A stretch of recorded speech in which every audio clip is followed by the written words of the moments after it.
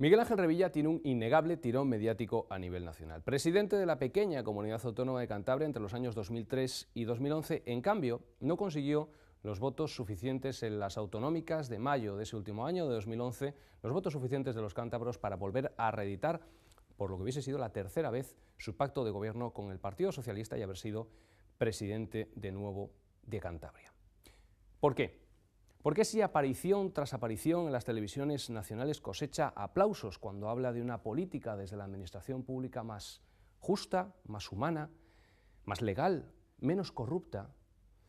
¿Por qué los cántabros le retiraron su apoyo? Bien, en este dossier de investigación van a ver los documentos, van a escuchar los testimonios y van a ver al propio Miguel Ángel Revilla hablar y callar también sobre sus asuntos menos brillantes de 8 años de gobierno junto al Partido Socialista. Déjenme que les presente algunos de los protagonistas de esta historia que les vamos a contar. Por cierto, alguno seguro que ya lo conocen. Empezamos por Francisco Javier López Marcano, su mano derecha de su mismo partido, Partido Regionalista, y consejero durante los 8 años de gobierno del ramo de la cultura de Cantabria. También tenemos a Ángel Agudo, Partido Socialista, consejero también durante los 8 años, las 2 legislaturas, consejero de Economía. 2 empresarios, Sergio Vélez, empresario publicista encargado de las campañas electorales del Partido de Revilla y además beneficiado desde la esfera pública con dinero público con 10 millones de euros, totalmente a dedo, sin ningún concurso público, en 1.600 facturas en esas 2 legislaturas de 2003 a 2011. Y también Pablo Sámano, otro empresario, en este caso abogado e ingeniero, también beneficiado con multitud de contratos desde la esfera del gobierno del PSOE y del PRC. Y por cierto también, el último protagonista, José Luis Rodríguez Zapatero, presidente de España entre los años 2004 y 2011. Estos son los protagonistas, ahora ponemos el escenario y les contamos 8 años de historia resumidas en los próximos minutos. Comienza dossier de investigación.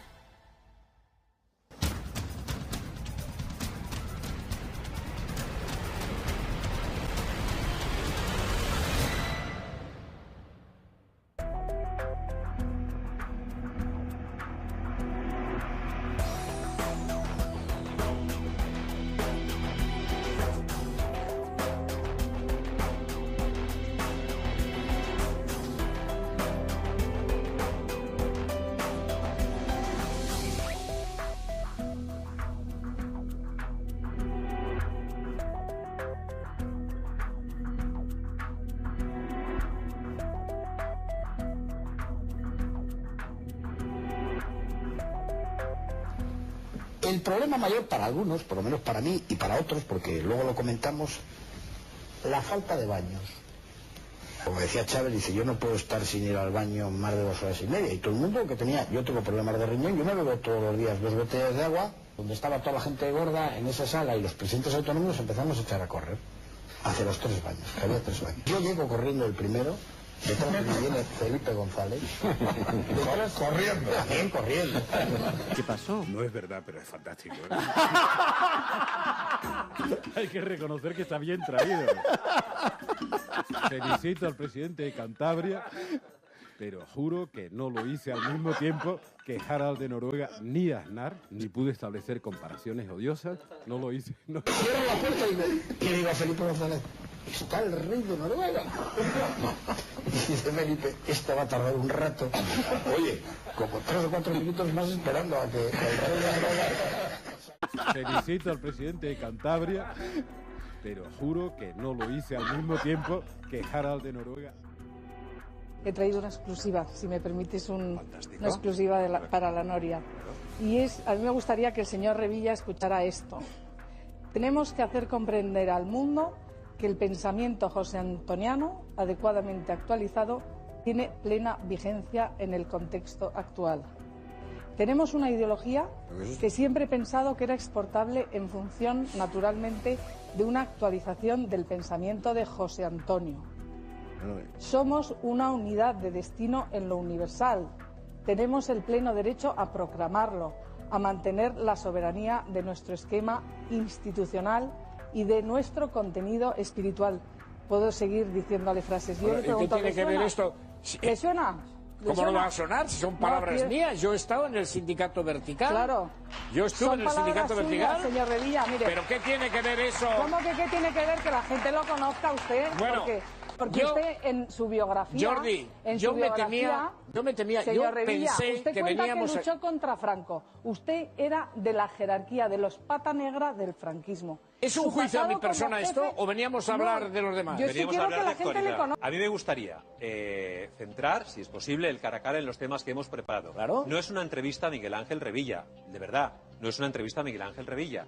Sí, Isabel Durán tiene toda la libertad para sacar... Una exclusiva. Una exclusiva ¿Sabes por qué? o dos. Pero está en el libro. Porque sus opiniones a partir de aquí habrá que ver si lo hacía. Mira, esa conferencia que he sacado estaba pagada por la Guardia de Franco, los patas negras del franquismo. Yo tenía 20 y tantos años, todo el mundo ha estado... Montañés. Yo no me avergüenzo para nada. ¿Cómo que no? Si usted lo Que yo no me avergüenzo para nada de mi pasado.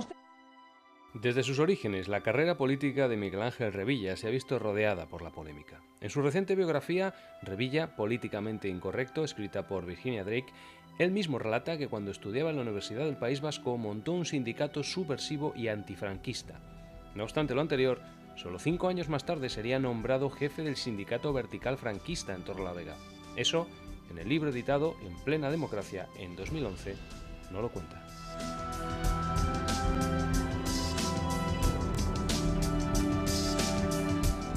31 de mayo de 2013, el diario ABC lleva en su portada la exclusiva del informe del Tribunal de Cuentas recientemente aprobado por su pleno. Cantabria, ejercicios 2008 y 2009.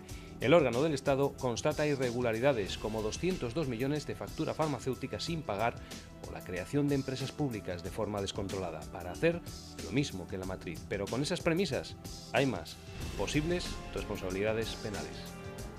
Ejercicios 2008 y 2009 en el ámbito de la responsabilidad contable.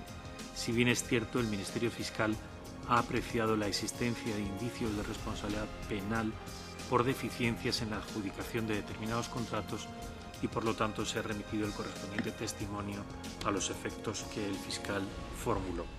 Solo unos días antes, Miguel Ángel Revilla restaba importancia a ese informe asegurando que se trataba de matices contables que el Tribunal de Cuentas hace todos los años a las comunidades autónomas. Bueno, desde luego no se realizan, o la normalidad no es que se realicen con la exactitud y con el nivel de gravedad que realizan esas 300 páginas el TCU, el Tribunal de Cuentas. Pero hay más, porque Revilla se queja de que ese informe le tenga un medio de comunicación y que no haya llegado a sus manos.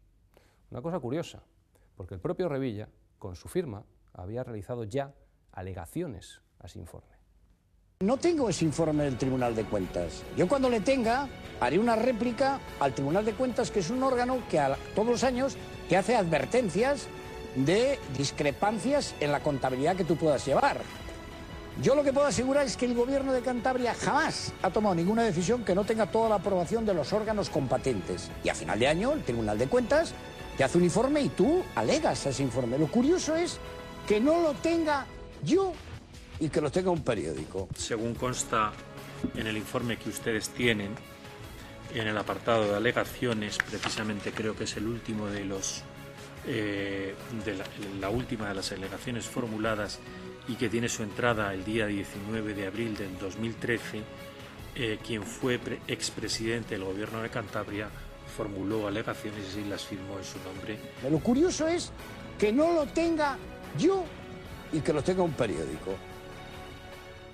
En casi 300 páginas de informes, el Tribunal de Cuentas pone de relieve cómo se usaban las encomiendas de gestión en la Cantabria de Revilla de forma contraria a la ley y encareciendo los servicios. El Tribunal de Cuentas analizaba también la evolución del déficit en la comunidad autónoma y apunta que en 2010 la desviación fue del 0,47%, mientras que en 2011 se elevó al 2,47%.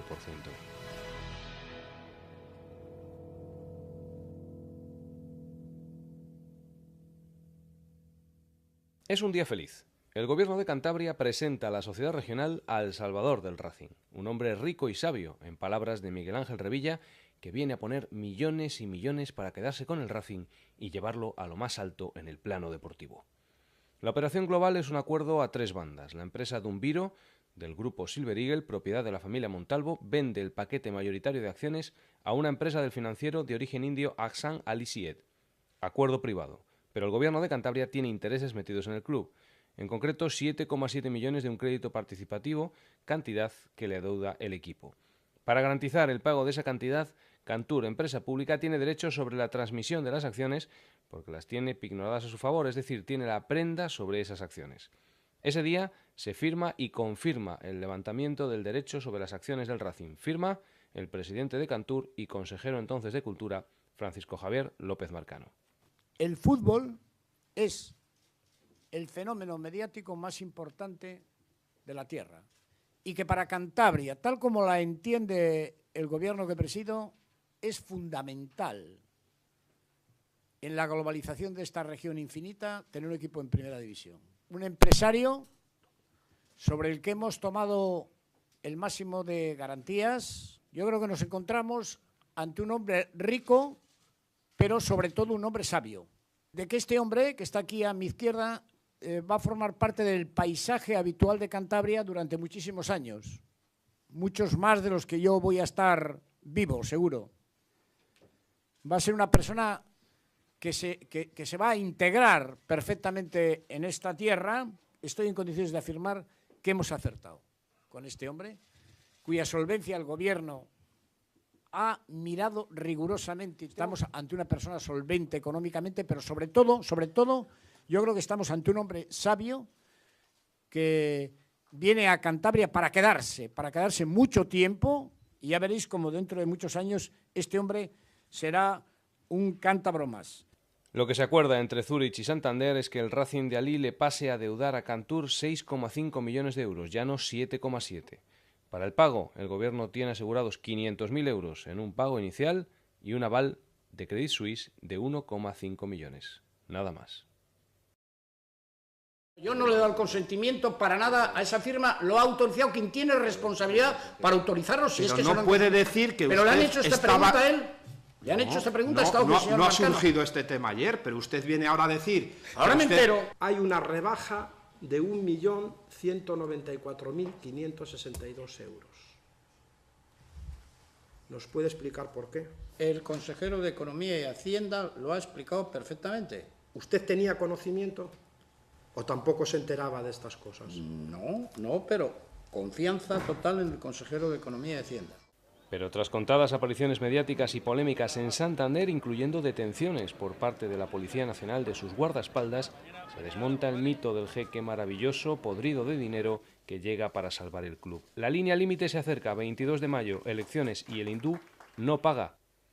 Avanzamos al 29 de abril de 2011, a una delicada rueda de prensa en la que comparecen Francisco Javier López Marcano, consejero de Cultura de Cantabria y mano derecha de Revilla, de su mismo partido, y Ángel Agudo, entonces consejero de Economía y en la actualidad presidente del PSOE de Cantabria. Lo hacen junto a Miguel Ángel Revilla. Habrá elecciones autonómicas en 3 semanas y el Racing ya no está salvado.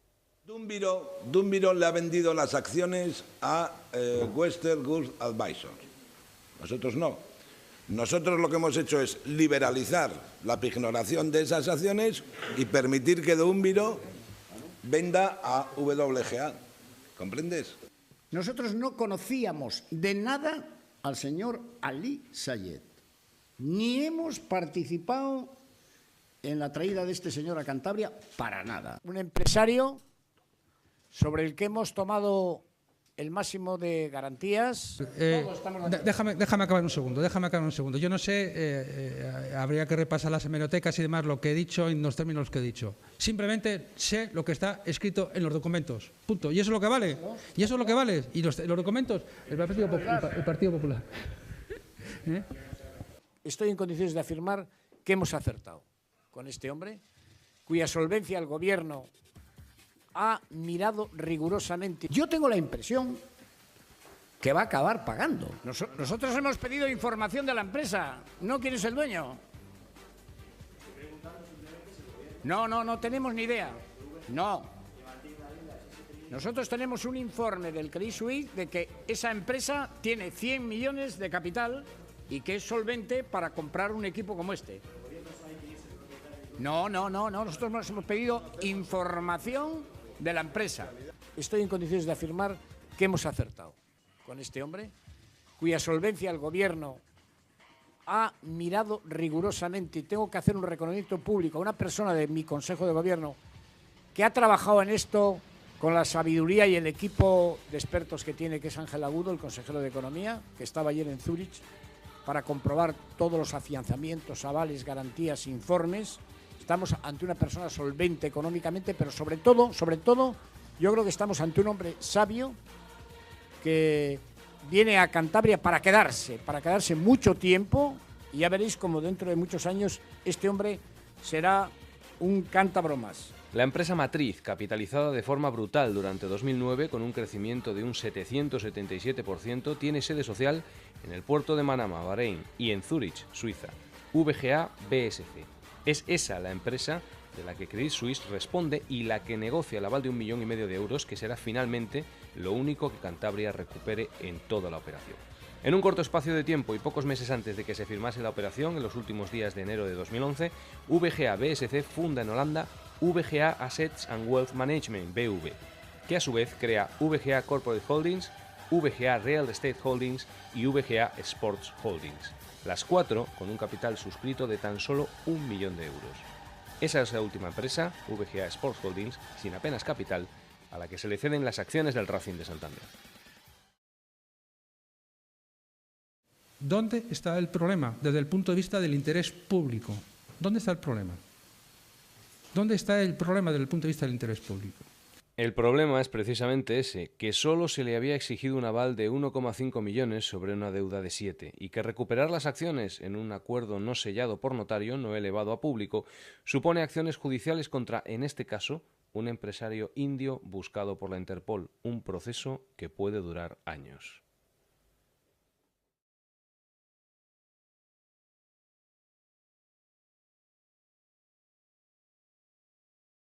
Digo más, puede ocurrir en esta ley electoral que un partido sacase 1 millón de votos en España y no tenga ningún diputado. Y puede sacar un partido 30.000 votos y tener 2. A ver dónde se come eso. ¿Qué democracia es esa? 2 de julio de 2003. Revilla se convierte por primera vez en presidente de una comunidad autónoma, siendo líder de la fuerza menos votada. Sus votos, junto con los del Partido Socialista, superan en 3 diputados a los obtenidos por el Partido Popular. El apoyo socialista en la investidura se realiza con la aprobación del líder del PSOE nacional, José Luis Rodríguez Zapatero. 5 años más tarde, España se planta ante unas elecciones generales, las de 2008, y Revilla se pronuncia así sobre la candidatura de Zapatero para reeditar la presidencia. Me ha deparado unas deferencias increíbles. La autovía Dos Mares, la ronda Arco Sur de la Bahía de Santander, Solares Torrelavega, Aguilar Burgos. El licitar incluso antes de que se acabara este año, como me prometió el AVE con Bilbao. El compromiso de licitar también este año el tramo de Alar del Rey Palencia, que yo no puedo decir otra cosa, que estoy encantado con él y naturalmente que yo le voy a votar, eso es evidente. José Luis, aquí ya sabes que te quiero muchísimo y te doy la bienvenida. Hay anchoas. Quiero darle las gracias por su colaboración, por su cariño y por las anchoas. Ninguna de esas infraestructuras se realizaron, solo la ronda de la bahía fue terminada a finales de 2012, cuando hacía mucho que ni Revilla ni Zapatero gobernaban. El resto fueron paralizadas o directamente anuladas y olvidadas. Estas imágenes, en cambio, están grabadas en el escenario de un negocio boyante, el restaurante Tonino de Santander, propiedad de un concejal del partido de Revilla, donde se realizaron buena parte de las comidas oficiales pagadas con dinero público de la parte regionalista del Ejecutivo de Revilla entre 2003 y 2011. Tras la primicia y el bombazo del pasado 1 de junio, ABC siguió informando de las conclusiones del informe del Tribunal de Cuentas. Zapatero dio a Revilla 489 millones de más que endeudaron a Cantabria. El rotativo nacional explica que fueron partidas que el Ejecutivo de Revilla pudo contabilizar en aquellos años como ingresos, lo que le permitió mantener su nivel de gasto y deudas. Según contaba ABC, el informe censura sin reparos esta maniobra, grabada bajo el paraguas de las entregas a cuenta que el Estado hace a las comunidades autónomas cada año. Por ley les adelanta un dinero estimando los ingresos tributarios que se van a producir en ese ejercicio. Lógicamente es imposible acertar en la cifra, pero el lápiz hay que afinarlo al máximo para no caer en desfases de calibre. El caso es que el lápiz con el que el gobierno de Zapatero echó los números de esas entregas a cuenta a Cantabria en 2008 y en 2009 fue muy generoso para el gobierno de Revilla, como luego demostró la realidad. En 2008 adelantó a Cantabria 125 millones más, Y en 2009, lejos de corregir las cifras, se ampliaron 364 millones de más entregados a cuenta al Ejecutivo cántabro, según el Tribunal de Cuentas. Al actual gobierno del PP le ha tocado devolver la diferencia con los números reales. Hasta el año 2010, meses antes de que PSOE y PRC perdieran el control de Moncloa y Peñarbosa, las visitas anuales de Revilla a Zapatero se saldaban en ruedas de prensa en las que el regionalista abría la mochila y regalaba a los cántabros montones de promesas salidas directamente de la boca de José Luis Rodríguez Zapatero y sus ministros, año tras año, en taxi y con anchoas.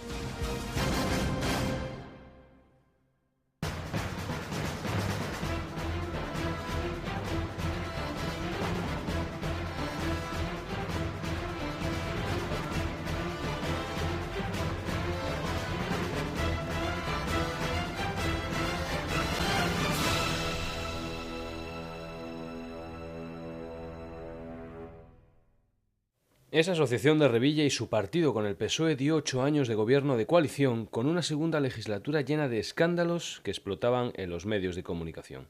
En muchos de ellos estuvo presente el consejero de Economía, en la actualidad presidente del PSOE cántabro, Ángel Agudo San Emeterio. Uno de ellos, en el que la parte socialista, que Revilla siempre ha defendido, tuvo mucho que ver, fue GFB. Una fábrica de fibroyeso cerca de Santander, en la que el Ejecutivo participó junto a un socio costarricense, en la que enterró 40 millones de euros. El proyecto fue preparado y conducido por los 3 consejeros de Industria socialistas que llegó a tener Revilla y supervisado por él mismo.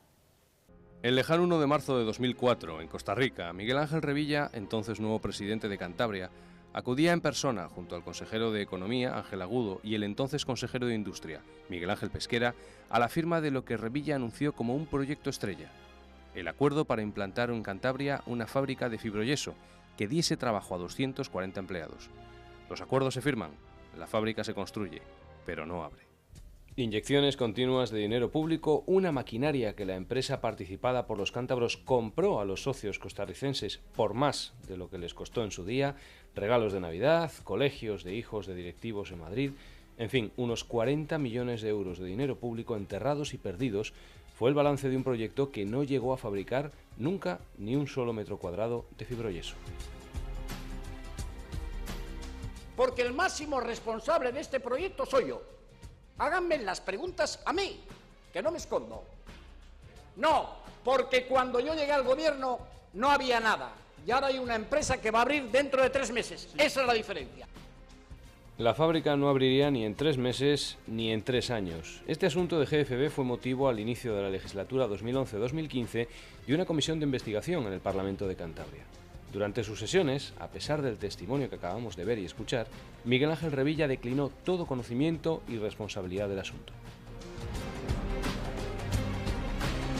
Las averiguaciones de este órgano parlamentario han dado como resultado la reciente imputación del exconsejero de Industria Miguel Ángel Pesquera y también de Ángel Agudo.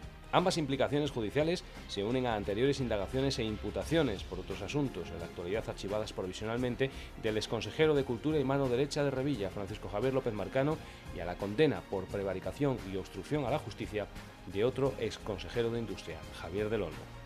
La polémica por el uso o destino de los fondos públicos ha alcanzado de hecho en mayor o menor grado a todos los miembros de esos 2 ejecutivos de Miguel Ángel Revilla entre los años 2003 y 2007 y 2007-2011. Porque el máximo responsable de este proyecto soy yo. Háganme las preguntas a mí. Más allá de decenas de promesas incumplidas, el gobierno de Revilla, una vez pasado su mandato, se encuentra con serios aprietos con la ley y con investigaciones, con las relaciones de sus actividades y de sus decisiones y del manejo del dinero público con la ley. Además de la comisión de investigación de GFB que acabamos de ver, que ha llegado a imputar a un consejero, las imputaciones a 2 consejeros, las imputaciones han llegado al grado de consejero, el último imputado ha sido su consejero de Economía durante 8 años, veremos si las imputaciones suben más arriba, porque el propio Miguel Ángel Revilla le hemos escuchado decir como él era el único responsable de la fallida fábrica de fibroyeso, de GFB. Pues además de esa comisión de investigación, también ha estado la comisión de investigación de Cantur. Sí, en efecto, el gobierno de Revilla se ha visto sometido a 2 comisiones de investigación. Cantur, la empresa pública que gestiona el turismo desde el gobierno de Cantabria y cuyo máximo responsable fue la mano derecha de Revilla, de su mismo partido, Francisco Javier López Marcano. Capítulo 4.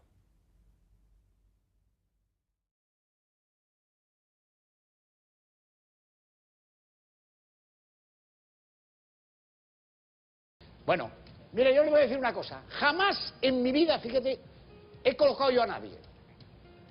Ni primos segundos. Ya es bastante. En mi vida. Yo no he colocado a nadie. Saben que a Revilla no se le puede llamar para eso. Yo no he colocado a nadie. Ni a hijas, ni a sobrinos, ni a cuñados. Nunca a nadie. No puedo decir más. Eduardo Díaz Zorita es empresario cafetero. Su empresa es una de las dos únicas dedicadas al sector en Cantabria. Sus declaraciones cayeron como una bomba en la sala de comisiones del Parlamento de Cantabria. Según él, el Cantur entre los años 2003 y 2011 fue un desbarajuste, un desastre, un auténtico disparate, dijo, y una de las mayores calamidades que el mundo ha conocido, declaró literalmente. Pero lo más llamativo, aún así, estaba por llegar. He creído entender antes que usted, para entrar en Cantur, constituye una sociedad nueva, una distribuidora nueva o Sí, constituye una sociedad aparte de los de la distribución que tenga usted. Completamente. ¿Y esa sociedad con quién la constituye? Pues entre otros con el cuñado de nuestro expresidente regional. Con el hermano de la señora Díaz Abella. ¿El hecho de que usted constituya la sociedad con el cuñado del expresidente Miguel Ángel Revilla tiene algo que ver con que posteriormente consiguiera entrar en Cantur? ¿Sí? Sí. Entonces, ¿cómo entra usted? ¿Cómo le facilita a usted el hecho de que el cuñado de Miguel Ángel Revilla esté en su sociedad para entrar en Cantur? Vamos a ver.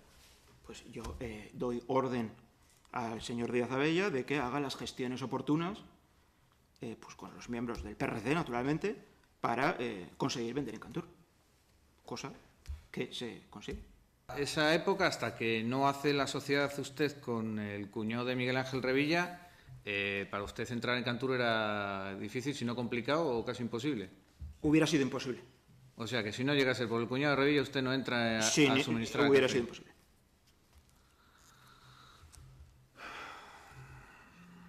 Yo no he colocado a nadie. Ni a hijas, ni a sobrinos, ni a cuñados. Nunca a nadie. No puedo decir más. Lo del ERE de Andalucía es otro escándalo mayúsculo. Ahí tendría que haber responsabilidades políticas. Pues hombre, ahí habrá que pensar si un presidente, no se ha enterado, lo cual me parece grave que no se entere, ¿no? Hombre, una de dos. Si no se entera, no es muy capaz, y si se ha enterado, claro, ya es un delincuente. 1 de mayo de 2007. La parte regionalista del gobierno bipartito de Dolores Gorostiaga, PSOE, y Miguel Ángel Revilla, PRC, personalizada en el entonces consejero de Cultura, Francisco Javier López Marcano, al que vemos en estas imágenes, inaugura la Casa de los Gorilas de Cabárceno. El recinto de este tipo de primates más grande de España y uno de los más destacados de Europa. Las instalaciones cuentan con el visto bueno de primeros nombres mundiales en el estudio de estos animales, primatólogos como Jane Goodall o Jordi Sabater-Pi. Lo que ni Goodall ni Sabater-Pi tenían por qué saber es que la Casa de los Gorilas es ilegal, ya que se tramitó sin las preceptivas licencias y que costó 2 millones de euros más de lo que estaba previsto. Empezando por ese último asunto, que ha podido suponer un importante perjuicio cuantificado en dinero público. Para entender las claves, hemos de referirnos a este documento. Se trata de la Auditoría Externa de Gestión de Cantur, realizada en el año 2011. Anexo primero. Análisis de las políticas de contratación de Cantur. Según este informe, no consta que las obras se adjudicaran con publicidad y concurrencia libre de empresas como dicta la ley. Otro asunto grave es el sobreprecio detectado tras el análisis de las distintas facturas aportadas por los ejecutores de las obras, la mayor parte de ellas pertenecientes a los adjudicatarios, Construcciones Queveda S.M. El presupuesto que manejó Cantur, empresa pública presidida por López Marcano, fue de 202.579 euros. Sobre esa cantidad es de suponer que se debía haber montado concurso público del que no hay evidencias. La obra es adjudicada en proceso no aclarado en 481.702 euros con 83 céntimos. Finalmente, se abonó por la Casa de los Gorilas 2.166.821 euros. No, pero yo le digo, como usted empezó la primera fase, yo lo veo. Continuó la segunda. Yo como lo hicieron ellos lo vi. Bien. De puta madre. Claro. Porque seguí trabajando. Lógico. Y ya está. Sin y contrato. yo no tengo más que contestar ahí. Sí, no, claro. No me hace falta ni contrato, ni pedir competencia a otra empresa, me lo dan porque tal, pues venga. Tema de obras en Cantur. Y más concretamente vamos a hablar de la obra sobre Casa de Gorilas. Mire, ya le adelanto una cosa. Jamás en mi vida me he metido en las obras de Cantur, ni en la Casa de Gorilas, ni quién lo ha hecho. O sea, por lo tanto, todas las preguntas que me haga de eso, como las desconozco, quién lo ha hecho y por qué, me remito a lo que haya dicho el señor consejero. No tengo ni idea, porque no era mi cometido. Yo no me meto en esas cosas. Perdone, ¿no tiene ni idea de la obra de Casa de Gorilas? Hombre, la he visto. Bueno, ya, no. La he visto. Pero ¿Pero quién la hizo? No adelante, no se anticipe a lo que le voy a preguntar, tranquilo. Pero ya le digo que le voy a contestar que no tengo ni idea y que el consejero es el responsable de esa obra y que habrá dado completa respuesta. No le voy a contestar porque no tengo ni idea y el consejero asumo lo que haya dicho al respecto de explicación. Pero si no sabe lo que le voy a preguntar todavía, no se anticipe, no se ponga a la defensiva. No me pongo. ¿Quién decidió la construcción de la Casa de los Gorilas? Yo que sí. Pues hombre, ahí habrá que pensar si un presidente, no se ha enterado, lo cual me parece grave que no se entere, ¿no? Hombre, una de dos, si no se entera no es muy capaz y si se ha enterado, claro, ya es un delincuente.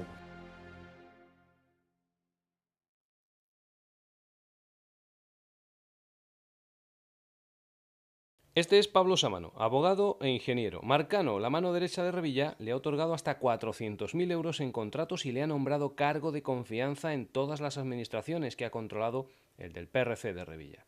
Cuando el Partido Regionalista accedió al gobierno en 2003, fue hecho gerente del Consorcio de Museos de Cantabria, una empresa pública, según un juez de lo laboral de Santander, sin actividad. ¿Puede explicar Pablo Sámano ese evidente trato de favor? Así respondía en la comisión. Entonces, no me voy a tomar la más mínima molestia en explicarle nada, porque usted va a seguir diciendo lo mismo porque le interesa decir lo mismo. Entonces, si usted realmente quisiera saber la verdad, no me estaría preguntando como me está preguntando. Por lo tanto... Le repito, ¿recuerda usted cuántos contratos consiguió por parte de la Administración Pública o Cantur por concurso y no por adjudicación directa? No. Nada más, muchas gracias. En un momento dado de esa comisión salen a la luz estos papeles. Se trata de una denuncia de un exmiembro del gabinete de Miguel Ángel Revilla, en concreto el jefe de gabinete de López Marcano, su mano derecha, el abogado Vicente Peña Sainz de Miera. En esta denuncia habla de una truculenta historia. 27 de enero de 2011. Según el testimonio del propio Peña Sainz de Miera, dos individuos con rasgos y acentos sudamericanos, colombianos o venezolanos acceden a su despacho en Sarón. Le dijeron que eran de una empresa de cobros de Madrid y que venían a exigirle 60.000 euros que debía, mientras exhibían la copia de un contrato. El abogado les niega que deba cantidad alguna en concepto de adelanto cobrado por un trabajo no hecho. Tras discutir, les exige que abandonen el despacho. En ese momento, el otro individuo, que no había hablado hasta entonces, saca una pistola, obliga al exjefe de gabinete de Marcano a ponerse de rodillas y se la coloca en la sien derecha, mientras le grita que si no devuelve ese dinero, él o alguien de su familia moriría de esa forma. El abogado pierde el equilibrio y cae sobre una silla situada a su izquierda. Ambos individuos abandonan el despacho, dejando una copia del contrato sobre la mesa.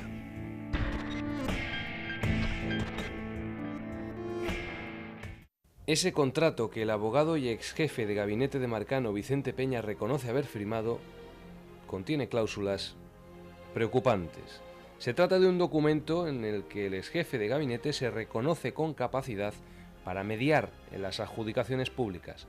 Una empresa interesada en ese servicio que Peña dice poder dar, lo contrata por 1 millón de euros. Según el acuerdo, la empresa contrata a los mediadores, entre ellos una empresa de Vicente Peña, para que actúen como intermediarios en su nombre, autorizándoles en este momento para ello, de tal modo que faciliten la conclusión de la adjudicación del contrato de ejecución de la carpintería metálica y la reforma de la capilla en el marco de las obras de rehabilitación del antiguo edificio de la Universidad Pontificia de Comillas en todas las fases previstas en el concurso público. En caso de que a la empresa le fueran adjudicados los trabajos señalados en la estipulación segunda, los mediadores percibirán en concepto de remuneración por su intervención en la conclusión del negocio la cantidad de 1 millón de euros. En comillas, el gobierno de Revilla fundó lo que quería que fuera el centro de mayor prestigio internacional de enseñanza del castellano. Para esa sede eran esas obras de carpintería metálica. Ojo, por tanto, porque un miembro de ese gobierno de coalición PRC-PSOE, próximo al PRC de Revilla, se reconoce con capacidad para mediar en un concurso público. El caso es que un juzgado se hace cargo del caso de las amenazas al jefe de gabinete de la mano derecha de Revilla. La Guardia Civil investiga, interroga y toma declaración a un sospechoso de haber enviado a los matones. Y esto es lo que declara. El imputado relata que estuvo presente en una entrega de dinero a Vicente Peña en un aparcamiento, en un maletero de un coche. Y asegura además que Vicente sabía para qué era ese dinero, que es la mano derecha del consejero Francisco Javier López Marcano. Que el consejero y estos testaferros, Pablo Sámano, Vicente Peña y el hijo del consejero, se dedican a crear empresas fantasma para el cobro de comisiones ilegales, que los 18 millones de euros han ido al bolsillo particular del consejero. Sámano fue hecho gerente del consorcio con la firma de Revilla, que en cambio no recuerda apenas conocer al acusado de liderar la red de cobro de comisiones ilegales relacionada con su partido. ¿Sinceramente no conoce usted a Pablo Sámano? Personalmente no. No, digo, no personalmente. ¿Sabe de quién estoy hablando? Ahora sí, si me dice que es el de Torrelavega, sí. Por la gimnástica. Pero bueno, vamos a ver, señor Revilla. No, usted pregúnteme y yo le contesto, que no puedo mentir aquí. ¿Usted no se acuerda que el Consejo de Gobierno nombró a Pablo Sámano gerente del Consorcio de Museos? Pues el Consejo de Gobierno, no, la verdad que nombró el consejero de turno. Yo no he estado con él nunca, no sé. ¿Quién no se acuerda? O sea, ¿no se acuerda de que usted nombró a Pablo Sámano gerente del Consorcio de Museos? No, pero le nombré yo. ¿Tiene alguna firma mía o algo? Sí, acuerdo del Consejo de Gobierno. No le conozco, no. Entonces, si le Nunca pregunto he hablado con él. en qué consistía el trabajo de Pablo Sámano en la empresa pública Consorcio de Museos... Ni idea. O sea, ¿no sabe qué hacía el señor Pablo Sámano en el Consorcio de Museos? No, pero seguro que el consejero lo habrá explicado bien, supongo. Que por eso está aquí, ¿no? Usted, cuando le nombra al señor Pablo Sámano para gerente del Consorcio de Museos, esa petición me imagino que del señor Marcano, porque si ni se acuerda... Pero que yo no le he nombrado, que yo no he nombrado al señor Sámano, le nombra el consejero y traen los acuerdos al Consejo de Gobierno, de todas las consejerías. Funciona así un gobierno. Ustedes sé cómo funciona un gobierno. Pero A si mí le nadie nombra usted... Yo no sé quién es. Bien, dígame eso, pero no me diga que no la ha nombrado usted, porque la ha nombrado usted. Lo que pasa es que luego firma el contrato el consejero. Que no le he nombrado yo porque el Consejo de Gobierno es un órgano colegiado, luego no le he nombrado yo. Habrá autorizado el Consejo de Gobierno el nombramiento de un consejero, pero no le he nombrado yo, no digan inexactitudes. Yo no le he nombrado. Que diga que lo ha aprobado un Consejo de Gobierno, sí, pero no yo. ¿Y recuerda usted en qué consistía el trabajo del gerente del Consorcio de Museos? No lo sé. ¿No lo recuerda? No, ¿cómo que no lo recuerdo? Es que no lo sé. ¿Que no lo sabe? ¿Qué nombre? ¿Qué hacía el gerente del Consorcio de Museos? ¿Cuál era su trabajo? No. Pues hombre, ahí habrá que pensar si un presidente, no se ha enterado, lo cual me parece grave que no se entere, ¿no? Hombre, una de dos. Si no se entera, no es muy capaz, y si se ha enterado, claro, ya es un delincuente. A preguntas de los parlamentarios cántabros, Revilla negó todo conocimiento de sobrecostes millonarios, de adjudicaciones a dedo, de pérdidas patrimoniales, de tratos de favor, de presuntas comisiones ilegales. Bien negó todo conocimiento, bien derivó responsabilidades, bien cayó. Algunos de ellos, por cierto, presuntos delitos ya, al estar bajo instrucción judicial o investigación fiscal. Vamos con otro asunto. Vamos con Sergio Vélez. Recientemente en la comisión ha sido también el turno para Sergio Vélez. Como autónomo y mediante su empresa Puzzle Producciones del Cantábrico, Vélez ha sido beneficiado con multitud de trabajos y millones de euros. Las administraciones de López Marcano le han concedido en una base diaria traslados de obras de arte, montajes de exposiciones, ruedas de prensa, presentaciones, libros, folletos, millones de euros sin concurso público, a dedo. Vélez también era contratado para el traslado de cuadros. Y en esos traslados, parte de los fondos pictóricos de la comunidad se distrajeron. En septiembre de 2012, un año después de que el PP denunciara en el Parlamento que faltaban 80 cuadros de la colección Norte, la policía encontraba parte en la sede de la empresa de Vélez, en Monte. En la actualidad, el empresario publicista, que además se encarga de las campañas electorales del PRC, se encuentra encausado por la justicia por tener cuadros propiedad de Cantabria en su poder. se agarraba a esa instrucción judicial para no responder.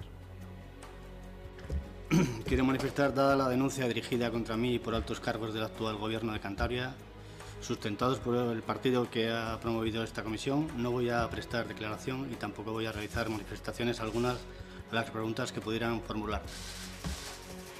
Pero en cambio, había muchos asuntos sin tener nada que ver con los cuadros sobre los que Vélez, si hubiese querido, podría haber respondido. Que vean las facturas repetidas, que vean las facturas concatenadas por el mismo concepto y subdivididas, que vean los importes, que aquí cobraban, además lo tenía por ahí, había hecho una comparativa, por hacer un cartel de 3x1 de cartón piedra o cartón cuché o no sé qué cartón, era más caro que comprar una nevera de categoría A con 220 litros de capacidad. Solo por hacer un cartel ya han hecho más de 200. Y por trasladar un atril, casi lo que valía una lavadora. Por trasladar un atril de un sitio a otro. En el año 2009, 2010 y 2011, en plena crisis económica, cuando ya había problemas para muchísima gente y el paro disparado, ¿en algún momento alguien de la administración le pidió que redujera los precios o le redujeron a usted las contrataciones a dedo?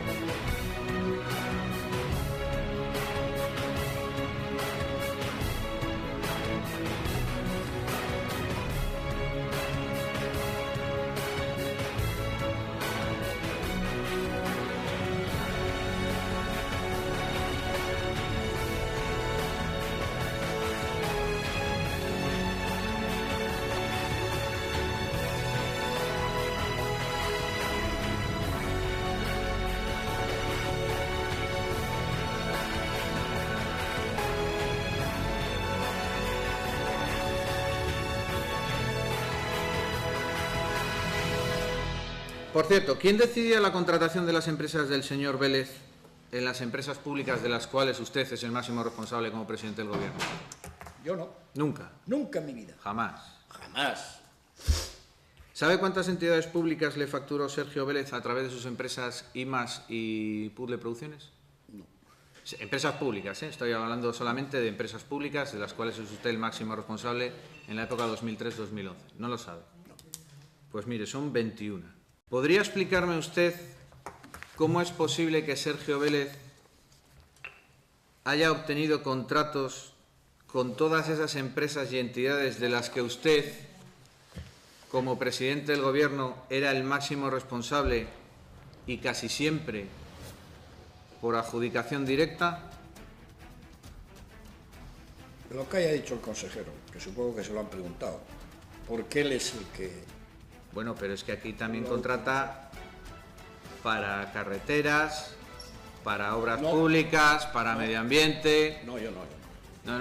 No, pero ¿usted tiene alguna explicación de cómo es posible de que esa empresa le pueda facturar en contratos menores a 21 entidades públicas que usted controla como presidente del Gobierno? No, la explicación la tiene que dar el consejero de Cultura. Si es medio ambiente, él es consejero de medio ambiente. Si es obras públicas, el consejo de obras públicas, etcétera. Que son los responsables de por qué han hecho eso. Hombre, una de dos. Si no se entera, no es muy capaz. Y si se ha enterado, claro, ya es un delincuente.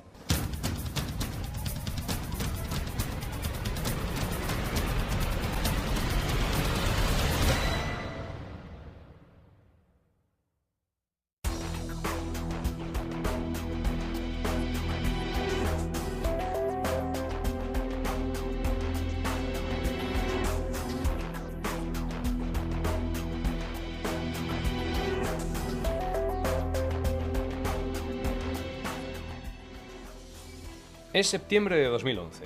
El PRC acepta la idea de presentarse a las elecciones generales por Congreso y Senado. Revilla y su entorno, en una forma de seguir optando a tener puestos de responsabilidad política, dan por segura sacar representación en Congreso de los Diputados y o en el Senado. Tanto es así que el regionalista, que había dejado de ser presidente de Cantabria en mayo, afirma que si no saca representación en Madrid, dimitirá. Los españoles no le entregarán los votos necesarios y el PRC no obtendrá representación en las cámaras nacionales. Miguel Ángel Revilla no dejará la política y anuncia de hecho que será candidato del PRC a las elecciones autonómicas de 2015. No es la primera vez que el de Poblaciones hacía algo así. Este es el folleto electoral de su partido en las elecciones de 2007. Por entonces ya hacía 4 años que el PRC gobernaba en coalición con el PSOE. En él, Revilla pide el voto, asegurando que será la última vez que los cántabros tengan la oportunidad de votarle.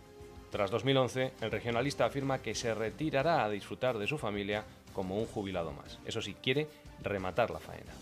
En aquel mayo de 2007, el PRC consiguió volver a sumar votos con los socialistas para gobernar y en 2011, contrariamente a su palabra, Revilla se volvió a presentar, aunque esa vez ya no conseguiría gobernar de nuevo. Una de las últimas incongruencias de Miguel Ángel Revilla como político se produjo ya fuera del sillón de presidencia en Cantabria. En octubre de 2011 participó en una manifestación contra el fracking, una técnica extractiva de gas considerada como peligrosa por varios sectores a lo largo y ancho del mundo. El problema es que poco antes de dejar el gobierno, el 31 de marzo de 2011, unos meses antes de esa manifestación en Santander, él, junto a su Consejo de Gobierno, aprobaba los permisos para que una empresa experimentara con la técnica en suelo cántabro. El gobierno entrante del PP, con el apoyo del Parlamento, prohibiría por ley el fracking en suelo cántabro unos meses después. Que una gota de agua, otra gota de agua hace un río y hace un océano, pero que no haya resignación, que no haya decir, no queda más remedio, que es lo que ellos pretenden. Prepararnos para que cualquier cosa que nos hagan, digamos, no queda más remedio. Y casi hasta que demos gracias de respirar un aire, contaminado eso sí, sin pagar. No nos resignemos. Hay otra manera de hacer política y si la indignación de todos sube en grados y grados, tendrán que rectificar.